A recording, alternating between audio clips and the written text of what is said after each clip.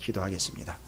하나님, 오늘도 온유와 겸손으로 온전케 하시는 주님을 따라 청함을 받은 하나님의 거룩한 백성들이 그 이유를 불문하고 그 처지를 불문하고 그 상황을 불문하고 그 어떠함을 불문하고 구원으로서 생명으로서 이끌시기 위하여 우리에게 말씀하시며 부르시며 초청하신 바에 화답하여 주님 안 곧 주의 몸된 교회 안으로 예배 안으로 들어왔습니다.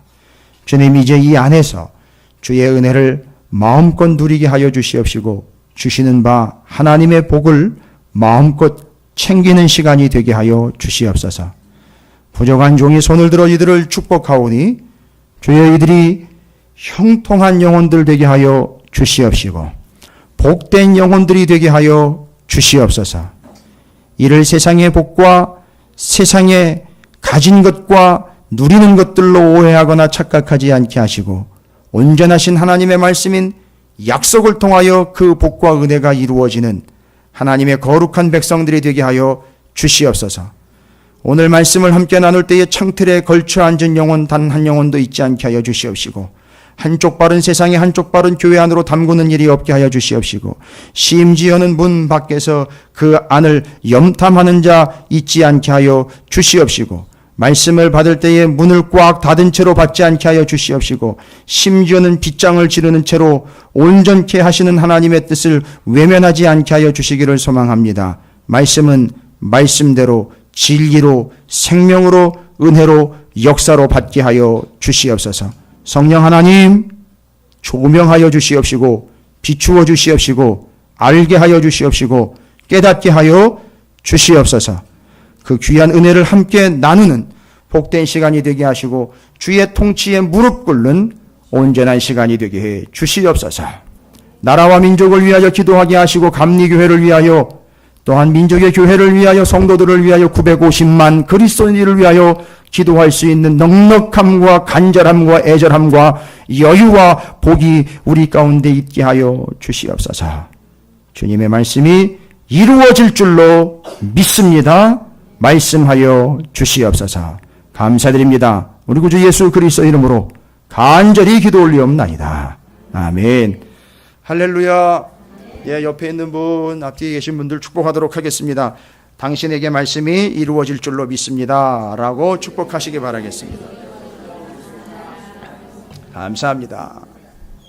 오늘 일부 예배 말씀이에요. 일부 예배 때 이스라엘의 복된 모습을 보고 모압 왕 발락이 발람을 데려다가, 발람은 제사장이었던 거 아시죠? 제사 드리고 주수를 하는 사람이었습니다. 발람에게 발락이, 죄송합니다. 같은 발시라 발발거려서 죄송합니다. 발락이, 모압 왕 발락이 이스라엘이 세지고 많아지는 걸 보고 두려워했다 그랬어요. 그러니까 두려운데 이게 나가서 싸울 수는 없으니까 이걸 어떻게 해나, 저놈들을 좀 저주를 해가지고선 좀 몰아내야 되겠다 가지고 모압 왕 발락이 두려움에 발람이라는 사람을 데려와가지고선 저들을 좀 저주해달라 그랬어요.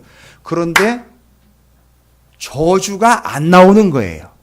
저주를 할 줄 모르는 게 아니라 저주가 나올 수 없도록 하나님이 막아버리시면서 뭐라고 얘기하냐면 저들은 복받은 자들이라는 거예요. 복된 자들이라는 거예요. 이스라엘을 보고.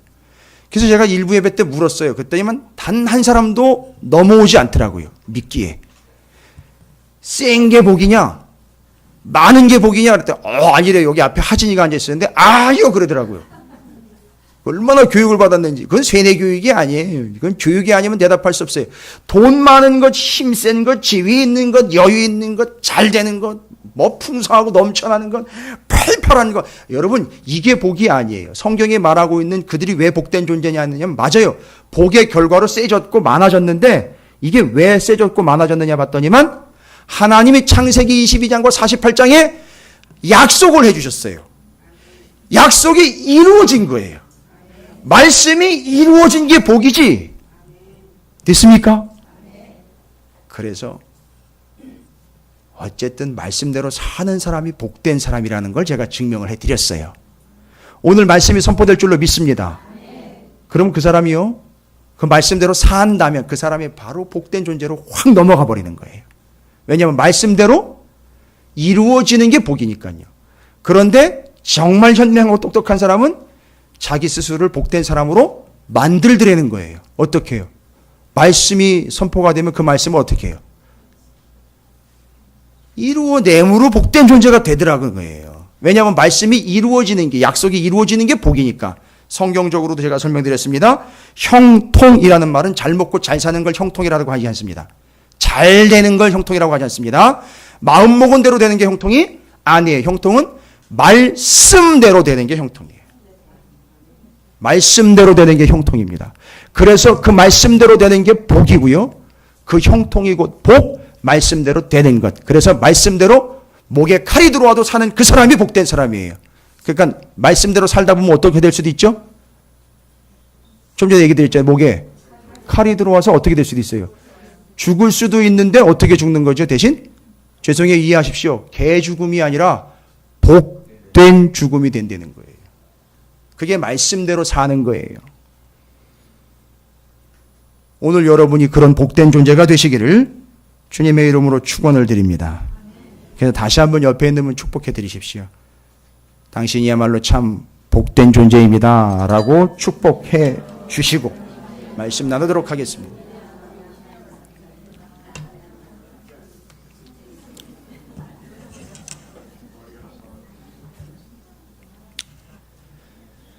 자, 제가 이제 오늘 여러분과 함께 나눌 이 오바댜서는요, 예레미야 애가가 끝나면 반드시 시대적으로 역사 순서대로 성경을 읽을 때 반드시 예레미야 애가 뒤에 따라서 읽어야 되는 말씀입니다. 무슨 얘기냐 하면 예레미야 애가의 말씀들을 통해서 우리가 남유다가 멸망되는 역사를 봤지요. 그 남유다가 멸망되는 역사에 그 뒤에 끝자락에 반드시 언급되는 사람이 바로 누구냐 하면 오바댜입니다. 왜 그러냐 하면 이 오바댜라는 사람은 성경도 되게 짧아요. 한 장밖에 안 되고 21절까지밖에 안 됩니다. 오바댜는 선지자입니다. 선지자는 하나님의 말씀을 전하는 자지 않습니까?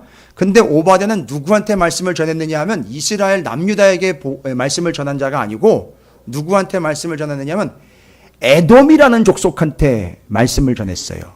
에돔이 누구냐 하면 감사합니다. 벌써 이렇게 여기서 막 이러는데 맞아요. 에서의 후손인데 이스라엘의 혹시 방송실이 센스가 있으면은 그 센스 있는 교회에서는 막 이게 능력되면은 이렇게 강사가 이야기를 하면 막 띄워줘요. 근데 그 이스라엘의 지도를 보면 그 북쪽에는 여러분 너무 잘 아시는 갈릴리 호수가 있어요. 갈릴리. 그 다음에는 그 갈릴리보다 더 큰 게 밑으로 내려오면 죽은 바다라고 일컬어진 장갑 모양의 사해가 있어요. 그래서 갈릴리 호수와 사해를 이어주는 게 바로 물줄기가 쭉 흘러가 그게 바로 요단강이에요. 그래서 그 요단강 좌측으로 성지 곧 이스라엘이고요. 요단강 우측으로 트랜스 요르단이라는 얘기 들어보셨을 거예요. 그쪽이 오른쪽, 요단 오른쪽이라는 뜻이에요. 트랜스 요르단이라 가지고 그 오른쪽에 있는 여러 족속들 중에 하나인데 그 중에 제일 아래쪽에 위치해 있는 민족이에요.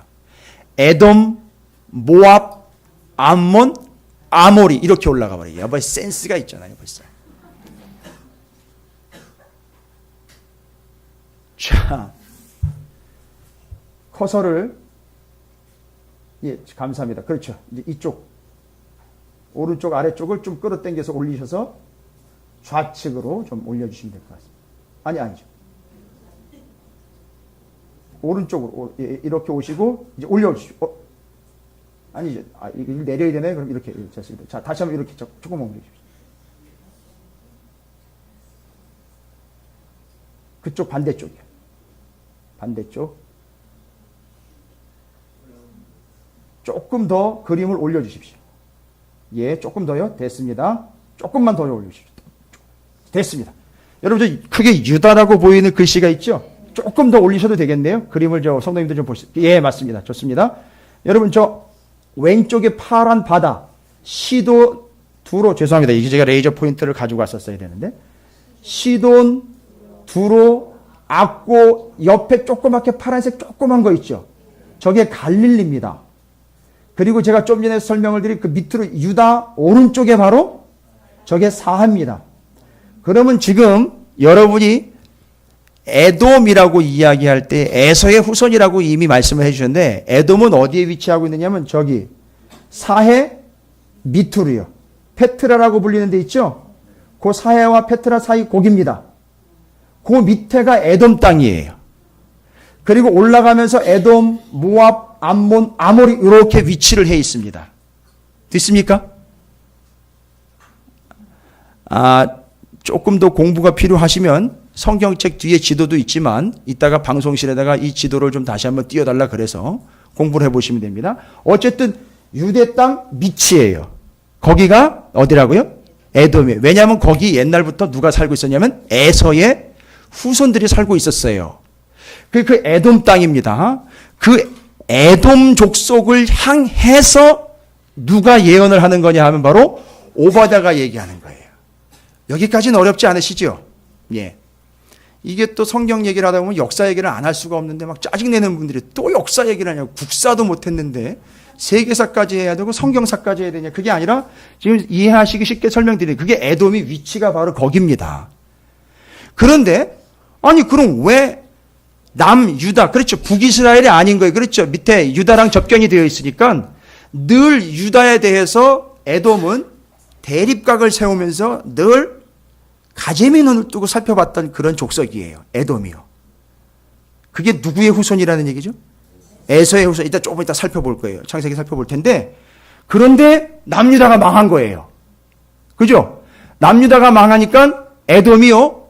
오늘 본문의 말씀해 보니까 남유다가 망할 때 에돔이 무슨 반응을 보였느냐 하면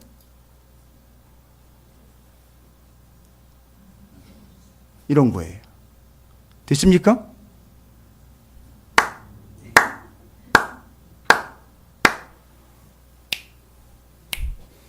이런 거예요. 에돔이요.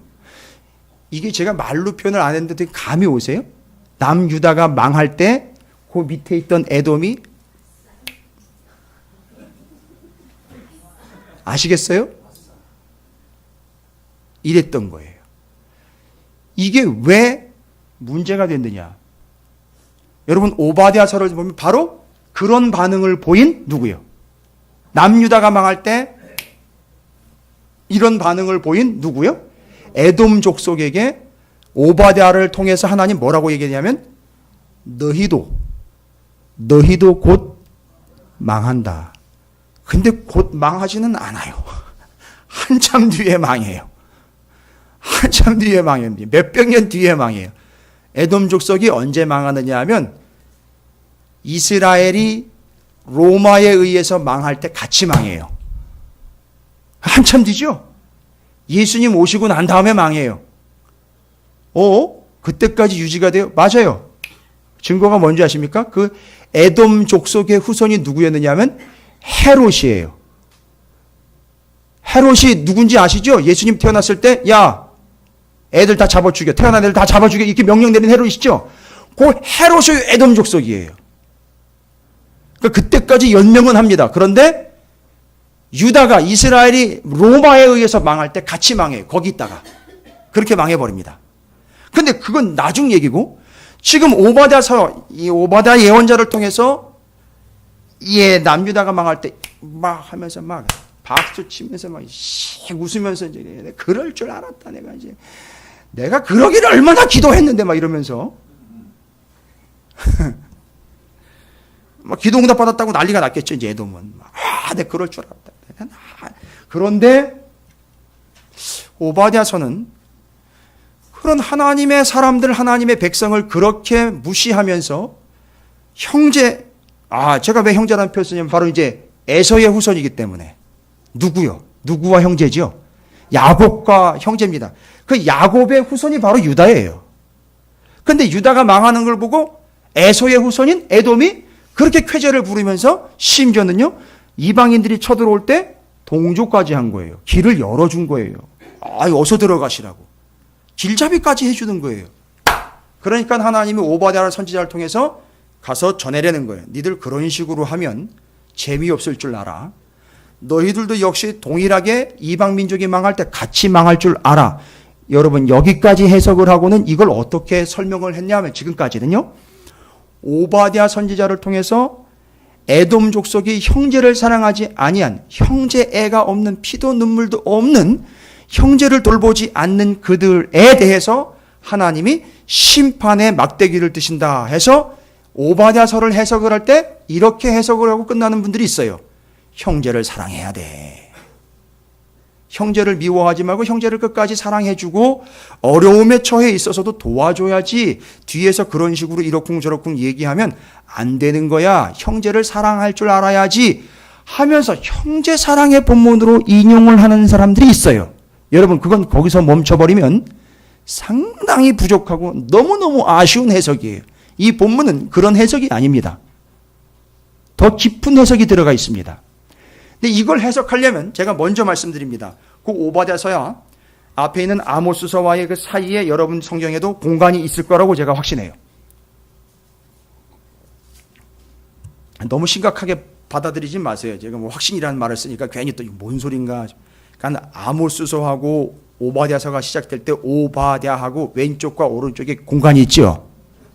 어떻게 그렇게 다 알아요, 제가. 그 공간에다가 오바댜서 왼쪽에다가는 창세기 25장을 적어 놓으시고요. 아유, 친절한 성호 씨. 오바댜서라는 그 틀, 그 제목 왼쪽에다가는 창세기 25장을 써서 동그라미 이렇게 쳐 놓으시고요. 그 다음에 오바댜서 오른쪽에다가는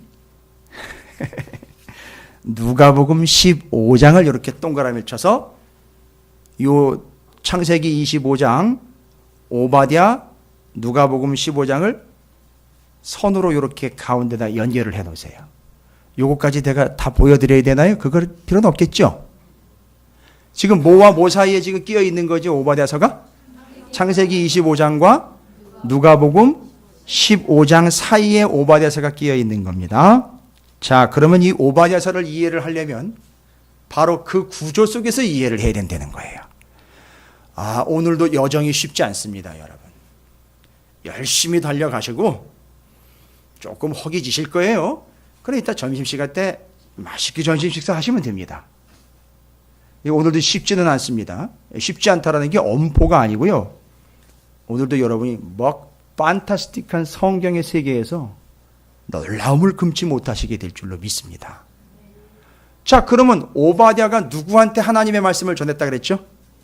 에돔이죠. 에돔이 왜 이런 메시지를 받아야 되는지 이제 상황 설명드렸죠? 어떤 상황이지? 지금 시기는 남유다 이스라엘이 망하고 그 망한 거를 누가 보죠? 에돔이 보고 어떻게 했다 그랬죠? 여러분 표현해 보세요. 그렇죠. 그거에 대해서 하나님이 예언의 말씀을 날리신 거예요.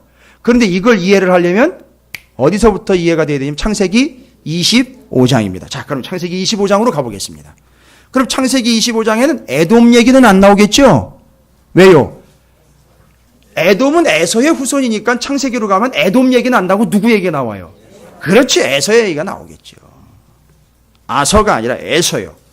창세기 25장입니다.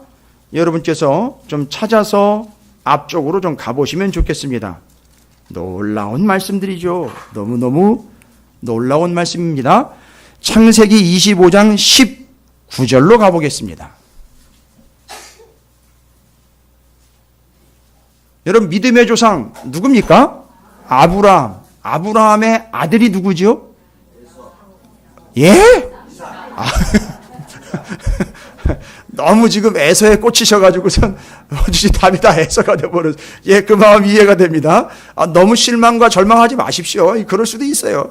그건 여러분의 수준은 제가 알기 때문에, 예, 그건 실수라는 걸 제가 압니다. 자, 아브라함, 이삭, 야곱. 오, 그런데 잘 보시면 이삭이 그 다음 아들인 야곱으로 넘어가기 전에 원래 이삭에게는요, 아들이 누가 있었죠? 에서와 야곱 둘이 원래 쌍둥이였잖아요. 그 탄생 이야기가 25장 19절이에요. 한번 읽어보겠습니다. 여러분 천천히 한번 다시 기억을 떠올리시기 바라겠습니다. 아브라함의 아들 이삭의 족보는 이러하니라.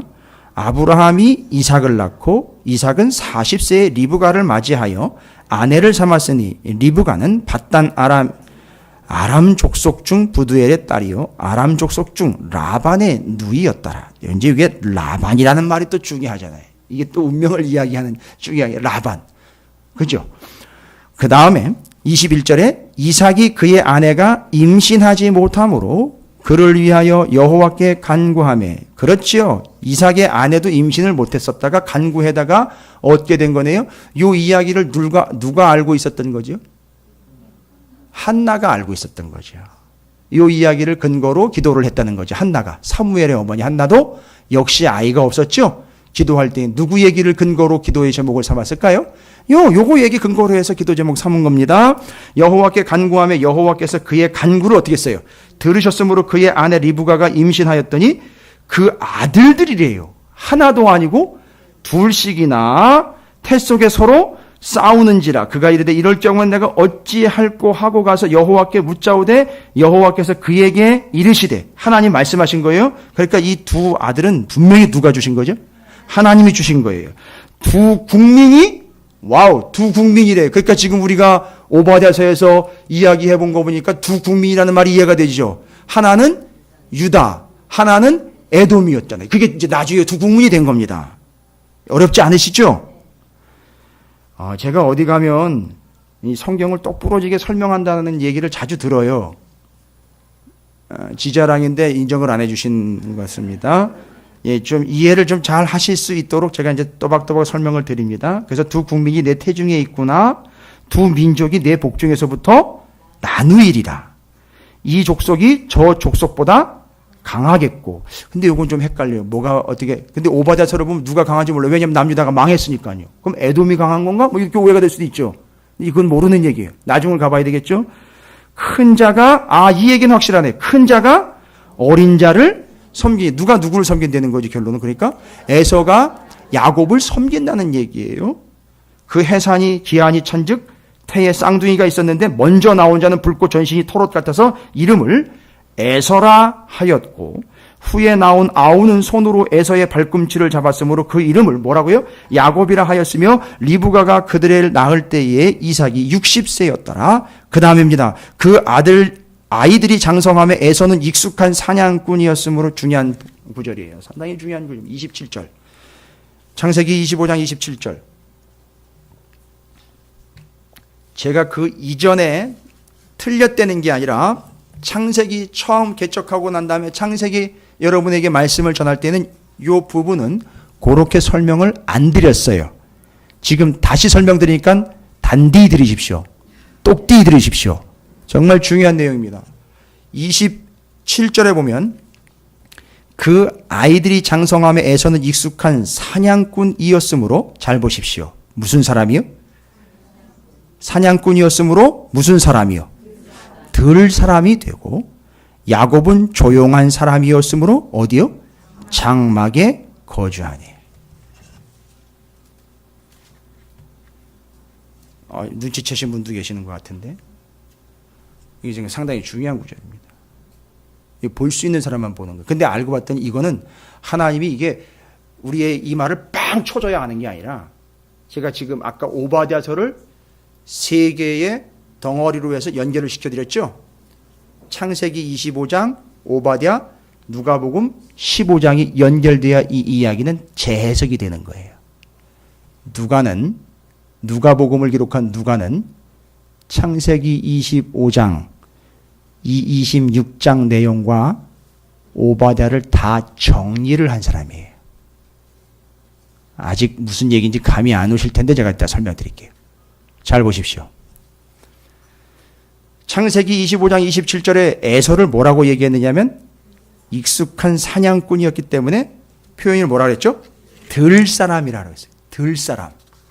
들사람이라는 표현이 뭔지 아십니까? 들사람? 사데라는 히브리어인데 들사람이 여러분 많이 들어보세요. 야인. 그 다음에 요 들사람이라는 표현은 무어의 반대로 나온 말이에요. 뭐의 반대로 나온 말 들사람이에요. 그럼 뭐의 반대로 나왔을까요? 27절 안에 나와 있어요. 장막의 반대예요. 자, 하나씩 조금씩 막 다가가죠. 뭐의 반대예요? 장막의 반대가 들사람이라는 말이에요. 야인이라는 말이에요. 오. 그러면 그 장막이라는 말은 뭘까요? 정말 중요한 말씀이 장막이라는 말이에요. 그러니까 지금 누구는 무슨 사람이고 누구는 무슨 사람인지 이제 딱 정리가 됐습니까? 27절 한 절이지만 너무 핵심적인 구절이라 뭐죠? 에서는 들사람이고 야곱은 장막의 사람이에요. 잘 보십시오. 에서는 들사람, 야곱은 장막. 근데 여기 장막이라는 말은 오헬이라는 히브리어인데 뜻이 뭐냐 하면 장막, 천막, 텐트, 막, 성막, 성전, 한 가지 더 있어요. 집이라는 뜻이에요. 이게. 여러분 눈치채셨죠? 그러니까 야곱에 대해서 하나님은 이미 그가 큰 자에게 섬김을 받는 높은 자로서 우리는 자꾸 오해를 했어요. 착각을 했다고요. 그게 아니라 둘은 지금 완전히 대비가 되어 있습니다. 하나는 무슨 사람이에요? 들사람으로 야인이라 아예 그의 생활 장소는 어디냐면 여러분 에서라고 천막을 안 친 사람이 아니에요. 사냥을 한번 나가면 어떨까요? 옛날이요. 옛날 생각해보세요. 지금 얘기하지 마시고요. 지금도 야외로 나가면 텐트 칩니다. 야외로 사냥을 나가면 어디다가 천막을 쳐버려요? 그 바깥 들에다 갖다 천막을 치고 거기서 사냥을 충분히 하고 돌아온단 말입니다. 그래서 이 사람은 들사람이에요. 바깥이 더 익숙한 사람이란 말입니다. 그냥 바깥에서 삶을 살아가는 사람이에요. 그런데 그의 동생 야곱은요. 안에 천막 안에 그래가지고선 우리 교회도 두 쌍둥이가 있네 여기. 오늘 이 시간에 참석을 했네. 이 친구들이 그렇게 받아들이면 안 되겠지만 쌍둥이 둘이 성향이 달라요. 그죠? 예, 우리 상훈이 상현이하고 성향이 다른 걸로 제가 가고 있어요. 여러분 이거 차이가 아니에요. 이 차이가 아니라 이거 지금 성경에 기록된 들사람 장막의 사람은 이건 운명의 차이입니다. 성경에 기록해놓은 운명의 차이란 말입니다. 이게 어디까지 가느냐면 누가복음 15장까지 가는 거예요. 이 이야기가요. 오바자서를 거쳐서 징검다리로 해서 누가복음 15장까지 가는 거예요. 아무리 검색을 해보십시오. 이렇게 설명한 설교나 논문이나 뭐 전혀 없을 거예요.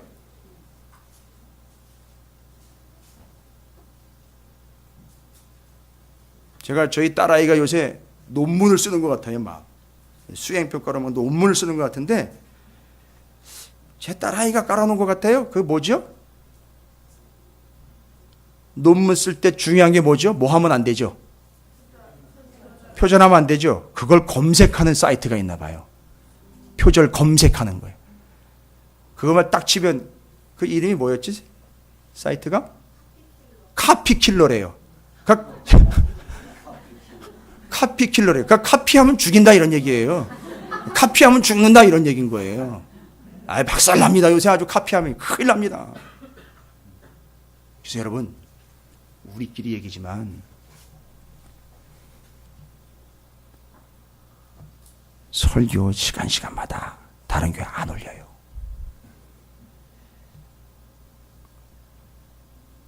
다 안 올린다고요. 우리끼리 얘기니까. 왜냐하면 그거 다 올려놓으면 사람들이 카피킬러 해가지고서 다 해가지고서 그거 발견되면 가는 거거든요. 안 올려, 다 안 올려요. 그럼 목사님은 왜 그래요? 그 위험부담 아니요? 위험부담 아니에요. 있는 대로 전하면 카피할 리가 없잖아요. 예? 검색해 보세요. 제가 지금 이 이야기 드리는 건 제가 지금 살 떨리면서 전하는 거예요. 이 성경을 지금 창세기 25장 오바댜서 누가복음 15장이 완벽하게 지금 한 틀로 딱 정리가 됐기 때문에 지금 그 말씀 드리는 거예요. 그러니까 오바댜서가 그렇게 복잡한 게 아니고 그냥 이 틀만 이해가 되면 오바댜서 딱 정리 끝나는 겁니다. 복잡한 게 아니에요. 잘 보십시오. 들 사람이래요. 에서가요. 형이에요. 큰형이에요. 둘째는요. 장막의 사람이 집 안에 있는 거예요. 청막의 사람, 성막의 사람, 성전의 사람, 집의 사람이에요. 야곱이요. 뒤에 26장을 가보십시오. 26장 34절 보십시오. 아주 쐐기를 박아버립니다. 26장 34, 35절에 에서가 40세, 그 아버지가요 60세에 낳았는데 40세가 됐으니까 아버지는 100살 됐을 것이고, 지금 누구요? 에서가 40살 됐을 때 잘 보십시오. 해족속 부리에의 딸 유딧과 해족속 엘론의 딸 바스맛을 아내로 맞았대요. 나이가 됐으니까 결혼 정년기가 됐겠지. 그런데 잘 보십시오. 35절에 그들이 이삭과 리브가의 마음에 뭐래요? 근심이 됐. 왜요? 이 여자들이 다 누구예요? 이방 여자들이에요. 그러니까 지금 삶 자체가 결혼해서 가지고, 결혼하고 난 다음에도 마찬가지고, 결혼할 때까지 매일 에서는 어디 가서 놀고 있었던 거죠? 바깥에서 놀고 있다가 바깥에서 여자를 만났고 바깥에서 삶이 이루어진 거예요. 여러분, 이 구조를 누가가 이해하라는 겁니다. 바깥에서 외부인 이방인과 시큰 놀아나다가 이방인과 결혼했고 이방인과 짝했고 이방 문화와 휩쓸리는 바람에 이방 여자랑 결혼해가지고 이방인이 돼버린 거예요. 바깥 사람이 돼버린 겁니다. 예? 그래서 저는 남편을 보고 바깥 사람이라고 표현하는 게 참 요즘에 성경적으로 위험하다라는 표현이 들어요. 그러니까 그래서 죽이는 거 아닙니까, 진짜? 바깥 양반? 성경적으로요. 아니, 성경적으로요. 자기는 안에 있는 해라 그래 놓고선 남편은 바깥 양반이라고 그러고, 야, 이건 성경적으로 이건 위험하겠다 싶어요. 그냥.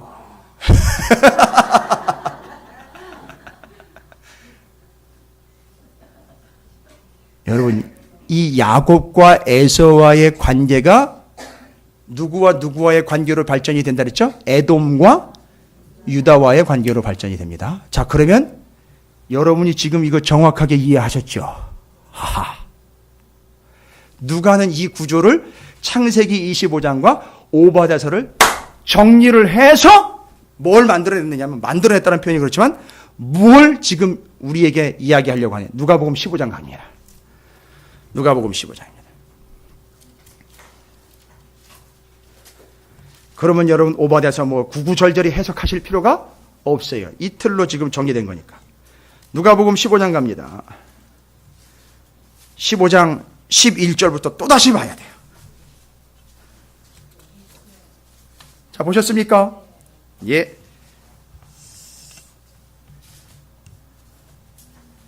누가복음 15장 11절. 다시 또 천천히 볼게요, 우리가.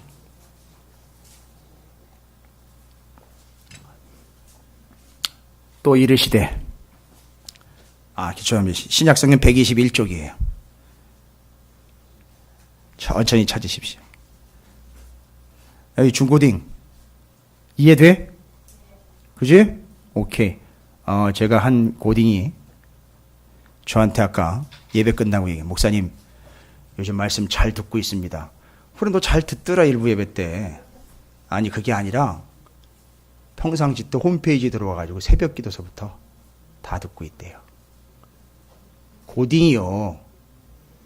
왜요? 기분 나쁘세요? 고딩이요. 제가 그렇게 팔불 줄은 아닙니다.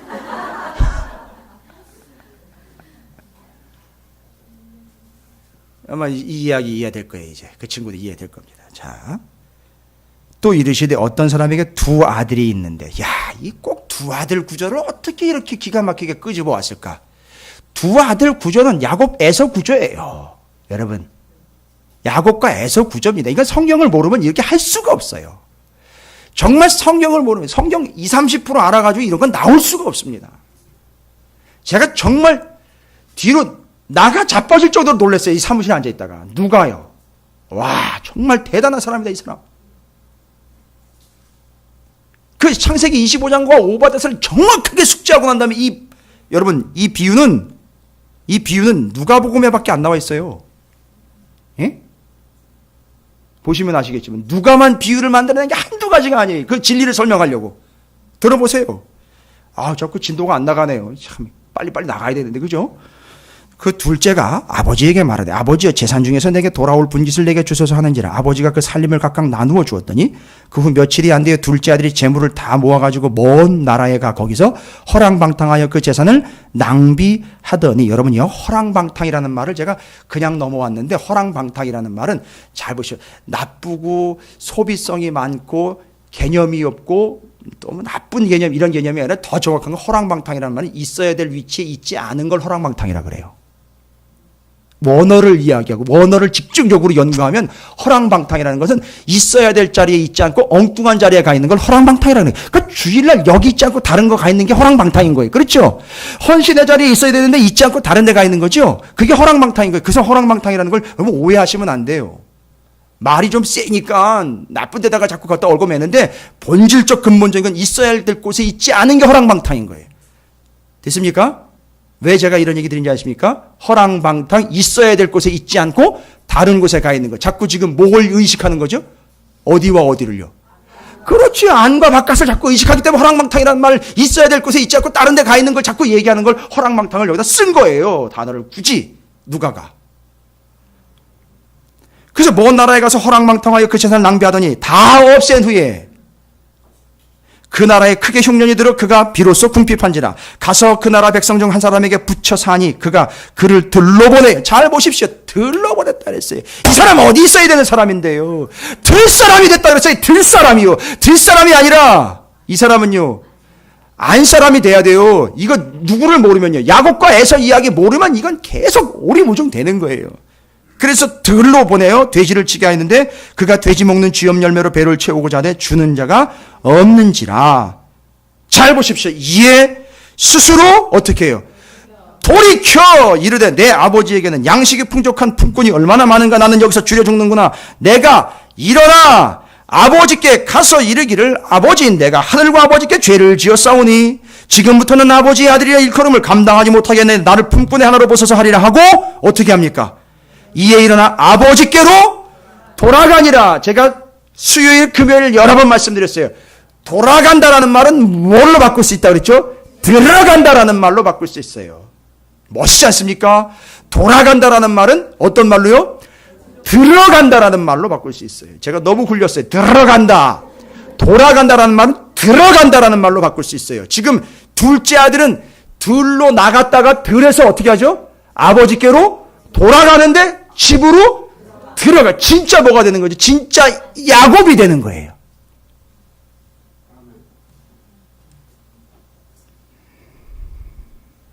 제가 거짓말할 수 없어요. 이 설교를 수많은 사람들이 듣거든요. 신학생들이 더 많이 듣습니다. 목회자들이 더 많이 들어요.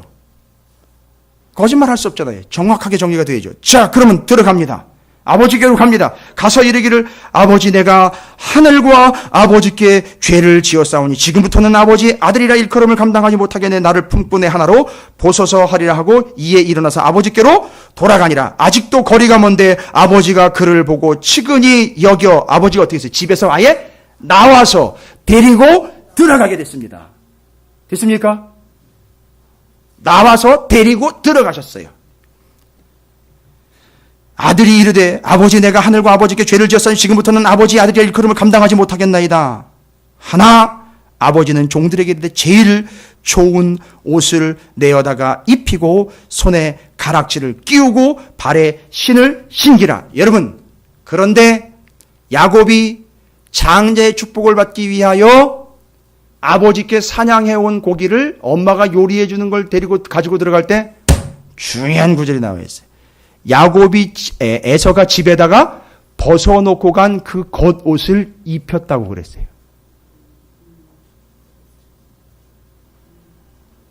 그러니까 에서는 완전히 이 안에 있는 집의 것, 그 안에 있는 것들 다 벗어놓고 제껴놓고 아예 밖으로 그냥 죄송합니다. 핫팬츠 바람으로 나돌아다니고 있는 그런 형상인 거예요. 됐습니까? 자, 그런 모양새입니다.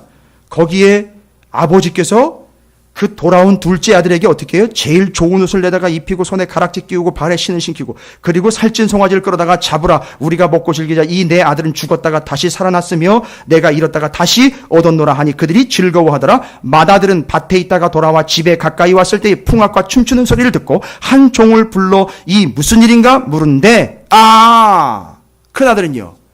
큰아들은 어떻게 했다 그랬죠? 지금 중요하게 어디죠?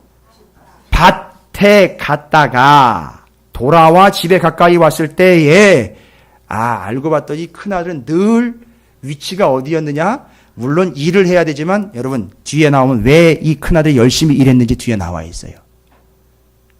왜요? 결국은 그게 다 내 거니까. 자기 거 챙긴 거예요. 계속 밖에 나가가지고 왜 아버지 재산이 결국 내 거라는 생각을 가지고 했는데 동생이 들어왔어요.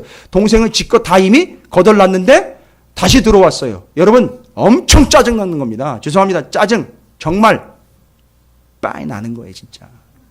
왜요? 지껏 다 거덜났는데 들어왔으니까 어떻게 되는 거죠? 이제 남아있는 것 중에 또 쥐한테 나눠줘야 되니까 저 자식 저거 저놈의 자식 저거 왜 들어와가지고 사람 속생이나 저거 정말 눈에 가시네 저거 완전히 이거 아니야 저거 왜 들어와가지고 저렇게 이런 거예요. 그러니까 돌아는 왔는데 들어가지는 않고 바깥에서 계속 쫙대는 거예요. 계속. 그죠? 뭐라 그래요? 돌아와가지고 집 가까이 왔을 때 멈췄습니다. 풍악과 춤소리를 듣고 먹고 한 종을 불렀어요. 지가 안 가고 불러요. 부른 거예요. 뭔 일이래?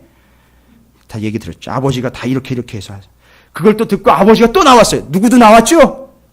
둘째 아들도 나왔었어요. 큰아들 나왔습니다. 근데 둘째 아들은 맞으려고 나온 거고 큰아들은 아버지가 안 들어오고 버티고 있어요. 어떻게 하려고? 끌고 들어오려고 버티고 있는 거야. 아버지 나한테 이럴 수가 있느냐고. 저 자식한테는 저렇게 잘해주고 나한테는 염소새끼 한 마리 안 잡아주고 세상에 이럴 수 있느냐고 말이야. 나한테 이렇게 서운하게 대할 수 있느냐고. 바깥에서 안 들어오고 그걸 들어오려고 아버지가 아주 애를 쓰는 거예요. 보십시오. 뭐죠? 안 들어가고 뭐하고 있죠? 버티고 있어요. 들 사람. 이 이야기가 어디부터 온지 이제 아시겠어요? 창세기 25장에 야곱과 에서 이야기에서 온 거예요. 목사님 그걸 어떻게 확신합니까? 저한테 따지지 마세요. 그럼 성경을 기록한 분한테 따지십시오. 하나님한테 따지십시오. 이 구조는 이해가 안 되면 전혀 연결이 안 되는 거예요. 결국 그 큰아들은 어떻게 됐다 그랬죠? 안 들어왔어요. 그 바깥에서 결국 집 바깥에서 운명을 맞이하게 된 바깥 어두운 데서 슬피 울며 이를 가는 신세가 돼버리는 것. 이게 바로 야곱과 에서 이야기에서 그 후손이 어떻게 된다는 거 이미 하나님 말씀하셨잖아요. 정리 끝난 거예요. 와. 그러면 복잡하지 않죠. 야곱과 에서 이야기, 이 누가복음의 큰아들과 작은아들 이야기가 정리 끝났죠. 그러면 이걸 근거로 해서 오바다로 가보면은 지금 여기 오바다의 예언의 근거가 내장이 되고 있는 그 누구죠? 에돔이요. 그렇죠. 그 에돔에게 분명히 얘기하려고 하는 게 이제 있을 거라는 얘기죠. 그러면 이런 식이라면 지금 현재 비록 누구는 망했지만요. 남유다 둘째는 망했지만 잘 보세요. 누가복음과 에서 이야기, 야곱 이야기 보세요. 누가복음의 이야기로 보면 지금 누구는 망한 상태죠. 둘째 아들은 망한 상태죠. 그 다음 코스는 뭘까요? 예? 돌아오는 거 아닙니까? 누가복음에는 분명히 어떻게 했어요? 다 거덜나서 내가 정말 죄를 지었네요. 죄인입니다. 저는 품꾼의 하나입니다. 아들 아닙니다. 저는 그런 식으로 했다면 저는 아들놈 아닙니다. 라고 얘기하면서 돌아왔지요. 돌아왔는데 들어온 게 돼버려가지고 둘째 아들 어떻게 됐죠? 회복됐지요. 옷 다시 입었죠. 반지 껴줬죠. 이건 다 회복을 이야기하는 거예요. 신분 회복을 이야기하는 거예요. 그러면은요. 오바다서는요. 뒷이야기가 다 예상되지 않습니까? 어떻게 되는 거죠? 유다 망했죠? 예. 유다 족속 망했어요. 야곱의 후손인 유다 망했습니다. 그럼 어떻게, 그 다음 수순은요? 가가지고선 허허벌판에 가가지고 뭐 하던 거죠? 고생해야 되겠죠? 야인 생활을 해야 되겠죠. 하다가 어떻게 될까요? 돌아오게 되겠죠. 그 얘기가 무슨 얘기입니까? 70년 동안 남의 나라에 포로로 끌려갔다가 어떻게 되죠? 다시 돌아오는 겁니다. 자, 오바자서는 형제 사랑해야 돼. 이게 끝나는 게 아니에요. 반드시 뭐 해야 된다? 돌아와 어떻게 해야 된다? 들어가 그 천막, 그 장막, 그 집의 사람이 돼야 된다는 거죠. 누구요? 누가? 지금 제가 무슨 얘기로 이야기를 전개 다 했죠? 두 아들 이야기죠. 그럼 반드시 돌아와 들어가야 돼. 누가요? 누가요? 예? 여러분이 하라는 대로 할게요, 그러면. 자, 합의하실 시간 드릴게요. 얘기 좀 하세요. 간식은 준비 안 됐지만 얘기 좀 하십시오. 그래서 합의하십시오. 그래서 저한테 얘기하십시오. 돌아와 반드시 들어가야 돼요.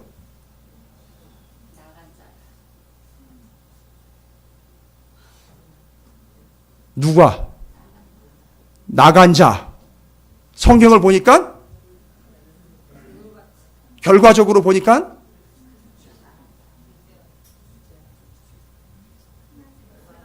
자, 그럼 거수를 할까요?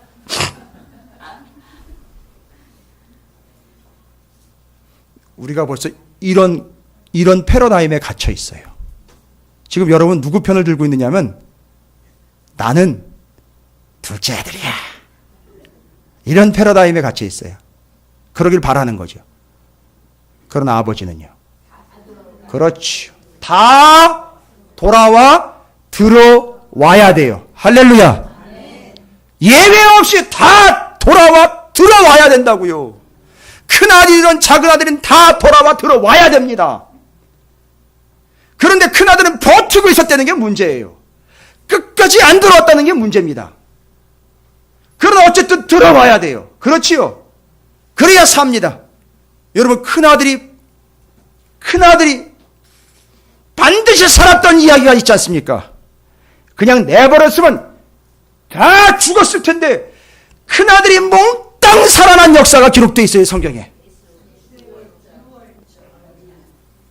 자, 그거예요. 지금 한참을 그 말씀을 뒤로 가가지고 연결해 주신 분도 계시고 그 시작을 말해 주신 분들 계셔요. 그 큰아들 바깥에서 버티면 큰일 나는 거지요. 그런데 분명히 큰아들이 살았던, 단 한 사람도 장자가 죽지 않고 살아났던 역사. 단 한 명의 장자도 죽지 않고 다 살아났던 역사. 어딥니까? 6월절이요. 그거 되게 다시 한번 설명드릴까요? 6월절에 분명히 하나님이 살 길을 일러주셨죠? 어떻게 하라 그랬습니까? 양의 피를 문설주에다가 바르고, 잘 보십시오. 그 문설주를 바른 문을 기준으로 이제 설명해 보십시오. 안에 있는 자만 살아났던 거예요. 할렐루야. 그러니까 장자는 반드시 예수 그리스도를 믿음으로 그 안으로 들어가야 살 수 있는 거예요. 정답이 나온 거예요. 할렐루야. 너무 뻔한 얘기입니까? 예수 그리스도 안으로, 예수 그리스도를 믿고 예수 그리스도 안에 있어야 산다는 건 이미 예견된 거예요. 그런데 큰아들 중에 하나가 버티고 안 들어가겠다고 있는 거예요. 그러나 아니요. 반드시 그 안으로 들어가야 삽니다. 그런데 안 들어갔어요. 그러니까 예수님이 오셨어요. 어떻게 해요? 예? 뭐가 돼가지고 오셨죠? 아들인데, 맏아들이요. 큰 아들이 돼가지고 오셨어요. 무슨 얘기입니까? 야, 이게 놀라운 역사예요. 큰아들 놈 그렇게 두면 평생 안 들어와요. 그렇죠? 그러니까 당신이 큰 아들이 돼가지고 아예 큰 아들을 확 사로잡아가지고선 당신이 그 큰 아들이 되어서 아버지께로 들어옵니다. 그런데 알고 봤더니만 둘째 아들 누구예요? 우리요. 우리가 바로 그 둘째 아들들인데 예수 그리스도께서 큰 아들이 돼가지고 큰 아들이 내 안으로 쑥 들어와 버린 거예요. 그랬더니만 무슨 형상이 발생된 줄 아십니까? 내 안에 주님이 큰 아들로 들어와 가지고선 작은 아들이 나와 함께 하게 되는 형상이 돼버린 거예요. 그래서 큰 아들도 구원을 이루어내고 작은 아들도 내 안으로 들어오셔가지고 나를 구원해 내신 거예요. 여러분, 이게 복음이에요. 맨날 복음하면 좋은 소식, 예수 믿으면 복 받는다 해가지고 예수 믿으면 부자 된다고, 예수 믿으면 무한사형통하고, 예수 믿으면 다 해결된다고 이렇게만 얘기를 해버리니까 이게 복음이 뭔지가 이해가 안 됐던 거예요. 그러면은요, 오바댜서로 갑니다. 이거 해결해야죠. 그럼 어쨌든 오바댜서에서 이야기하고 있는 에돔은 뭐라는 얘기가 이제 나왔죠. 에돔은 큰 아들, 유다는 작은 아들. 둘 다 어떻게 해야 산다는 건 이제 나왔죠. 들어가야 사는 거죠. 아하, 오바댜가 이야기하는 건 이거예요. 에돔, 너 큰 형, 너 버티면 안 돼. 너 어떻게 해야지 산다? 들어가야 산다는 거죠. 여러분, 이걸 예루살렘 성으로 들어간다라고 착각하시면 안 돼요. 큰아들은 어디로 들어가야 되느냐 하면 아버지 집으로 들어가야 되는 거예요. 됐습니까? 에서가 지금까지 계속 방황했죠, 바깥에서. 그렇죠? 이제는 아버지 집으로 들어가야 돼요. 아버지 집으로 들어가면 이상한 그림이 발생이 돼요. 이상한 게 아니라 아주 완벽한 그림이 발생이 됩니다. 아버지 집으로 들어가면 방황하다가 다 풀어먹고 돌아온 동생이 거기 와 있어요. 그러면 둘 다 뭐가 돼버리는 거죠? 구원받은 자가 되는 거예요. 할렐루야. 그러니까 지금 창세기 25장, 오바댜, 누가복음 15장이 말하고 있는 핵심은 뭐냐 하면 그 안으로, 아버지 안으로, 집 안으로, 천막 안으로, 와우! 성막, 장막, 천막, 집, 오늘날의 완벽한 집, 성막, 장막, 천막 뭐예요? 교회예요. 이 교회로 어떻게 해야 된다고요? 들어와야 되는 거예요. 됐습니까? 누가 열심히 교회에서 헌신하고 있으면 그거 가지고 틱틱거리지 마세요. 거기로 같이 들어와야 돼요. 영락없는 큰아들이에요. 보면 하는 거 보면 영락없는 큰아들이란 말입니다. 여러분, 지금도 이 주일에도 전 세계 그리스도인이요, 인구가 몇인지 아십니까? 그리스도인이라고, 자기가 그리스도인이라고 밝힌 사람이 950만이랍니다. 1000만이 안 돼요. 950만인데 그 중에 실수는 한 700만이라고 봅니다. 나머지 250은요. 지금 계속 들락날락하고 있다는 얘기예요. 바깥에 있는 거예요. 근데 진짜 안에 있는 데 착각하고 있는 700만조차도 지금 나갈까 말까. 밖에서 그렇게 창문 틈으로 지켜다보면서 야, 이걸 내가 해야 되나 말아야 되나. 여기 계시는 분들은 그런 분이 한 분도 없는 거예요. 예배를 드리러 가야 되나 말아야 되나. 말씀대로 살아야 되나 말아야 되나. 목사가 전화할 때까지 기다려야 되나 말아야 되나. 누가 걸레를 잡을 때까지 기다려야 되나 말아야 되나. 여러분, 이제 들어오십시오. 들어가세요. 제발 바깥에서 이러쿵 저러쿵 하지 마시고요. 바깥에 있으면 바깥 얘기가 더 들어와요. 창틀에 걸쳐 앉으면은요, 떨어져요. 유두고처럼. 들어오셔야 돼요. 마치 그 문설주에 바른 피를 보면서 쑥 들어오는 것처럼요. 성실하게 쑥 들어오십시오. 어디로요? 예배의 자리로 쑥 들어오시고, 헌신의 자리로 쑥 들어오시고, 기도의 자리로 쑥 들어오십시오.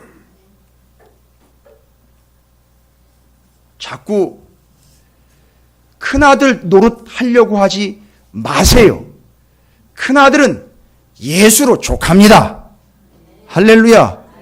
그 큰 형과 함께 안으로 들어와 보십시오. 거기 형, 동생 다 들어와 있습니다. 이런 걸 호형, 호재라 한다. 이게 교회예요. 그 호형, 호재라는 말이 성경적인 얘기예요. 왜요? 주님이 우리의 맏형, 우리는 그의 동생. 그러나 둘은 다 아버지의 아들이요. 됐습니까? 와우. 그럼 여기서 뭐가 나오죠? 아버지의 자녀이기 때문에 첫 번째, 아버지의 자녀로서 특징이 뭘까요? 아버지의 자녀면 제일 첫 번째 특징이 뭡니까? 그렇죠. 저랑 제 큰딸이랑 많이 닮았다 그래요. 그죠? 맞아요. 그 다음에는 주님이 얘기하신 거죠. 아버지가 하시는 일을 나도 해요. 할렐루야.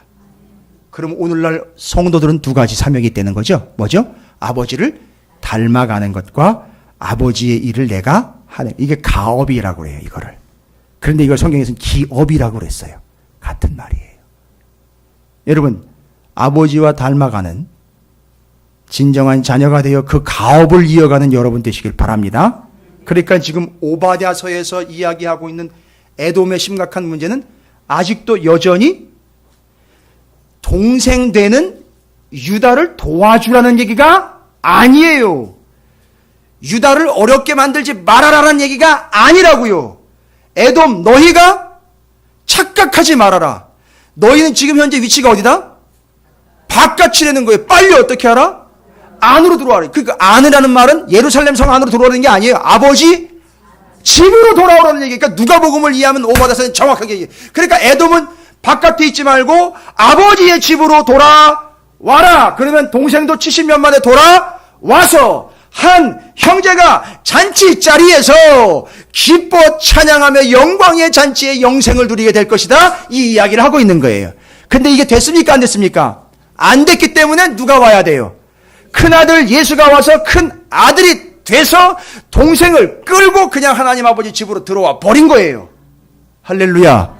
그러니까 큰아들이든 작은아들이든 예외 없이 예수 그리스도 안으로 들어오는 길만이 생명의 길. 마치 그 어린 양의 피가, 6월절 어린 양의 피가 예수 그리스도의 피처럼 그걸 통과해 들어가는 큰형, 작은아들 다 가릴 것 없이 싹 다 죄다 구원을 얻게 된다는 사실입니다. 여러분, 저는 자신 있게 얘기할 수 있어요. 이 틀과 형식이 아니라 우리 찾으시는 교회가 어떤 의미인지를 여러분이 이제 아셨다면 이 찾으시는 교회 안으로 들어오는 여러분 모두가 다 한 형제가 되어서 예수를 맏형 삼아 그 구원을, 감격, 은혜를 나누고 누리는 복된 존재가 될 줄로 믿습니다. 이제 기억하십시오. 우리는 큰아들처럼 버티는 자가 되서는 안 됩니다. 들어오셔야 됩니다. 여러분, 어디로 들어와야 됩니까? 바로 이 교회입니다. 그냥 단순히 교회라고만 얘기하지 마시고요. 의미를 계속 부여해 주십시오. 어디로 들어가야 됩니까? 구원의 방주인 교회로 들어옵니다. 시간 예배로 들어옵니다. 시간 기도의 자리로 들어옵니다. 아예 혼자라도 들어오세요. 그건 누가 상관 안 합니다. 뭐 여러 사람이 있어야 시간이 돌아가는 게 아닙니다. 혼자라도 들어오시면 됩니다. 저 주방으로 들어가세요. 청소할 일이 있으면 그대로 들어가십시오. 아니면 여러분이 보셨을 때 지저분한 게 보이면 그걸로 들어가세요. 대신 냉장고 안으로는 들어가지 마십시오. 들어가셔야 돼요. 들어가시는 것이, 그것이 거기서 예수와 하나가 되어 예수를 형님으로 부르며 호행호자하면서 하나님 아버지를 닮아 하나님의 아버지 일을 함께 감당하는 그 안의 영혼이 될 줄로 믿습니다. 그러나 그 바깥 현실은 어떻다고 말씀드렸죠?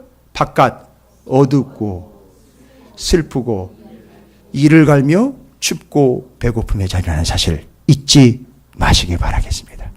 예수가 맏형 되어 내가 들어가니 함께 들어가자 하며 우리가 그 아버지의 집으로 들어간, 오늘날 찾으시는 교회 여러분 모두가 다 그렇게 그 안으로 쑥 들어가는, 어떻게 들어가는? 목사를 힘들게 하는 여러 가지 방법이 있어요. 그 중에 하나는 너나 하세요. 제일 힘든 거예요. 어떻게 들어오라고요? 쑥 들어오는 거예요. 여러분 오늘 말씀에 은혜 받으셨습니까? 깊이 있게 은혜를 받으시면 그게 쑥 들어온 거예요. 여러분께서 그런 복과 은혜를 누리게 되시기를 주님의 이름으로 축원을 드립니다. 옆에 있는 분 축복하겠습니다. 안에서 뵙게 되니 정말 기쁘네요 라고 축복하십시오.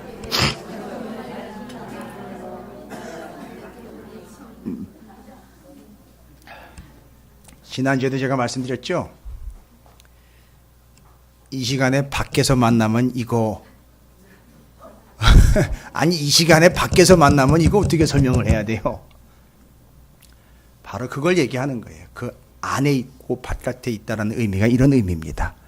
여러분 모두가 다 이렇게 얼굴과 얼굴을 맞대어 오늘 예배를 통해서 하나님의 그 아버지 되심과 은혜를 함께 누리게 됨을 감사드리면서 잊지 마십시오. 창세기 25장, 오바댜, 누가복음 15장이 아주 정확하게 누가에 의해서 완벽하게 정리가 되어서 그 들어감과 바깥에 있음이 얼마나 큰 차이. 그걸 해결하기 위해 누가 오셨다? 예수 그리스도가 오셨다. 예수를 믿음이 곧 예수에게로 들어가는 것이고 예수를 따름이 곧 맏형 되신 예수를 따라 아버지 집으로 돌아옴입니다. 그게 구원입니다. 예, 제가 이번 주 수요일부터 보겠습니다. 농담이었습니다. 들어오시길 바라겠습니다. 돌아오시길 바라겠습니다. 돌아오시길 바라겠습니다. 들어가시길 바라겠습니다. 결단하겠습니다. 하나님, 제가 하나님의 자녀 되어 주님 안으로 세우신 주의 몸된 교회인 찾으시는 교회 안으로 깊숙이, 더 깊숙이 말씀으로 더 깊숙이 은혜의 자리로 더 깊숙이 들어가겠습니다. 바깥 어두운 데서 슬피 울며 이를 가는 존재 되지 않겠습니다. 주의 이름 크게 한번 부르시고 통성으로 결단하며 기도합니다. 기도하겠습니다.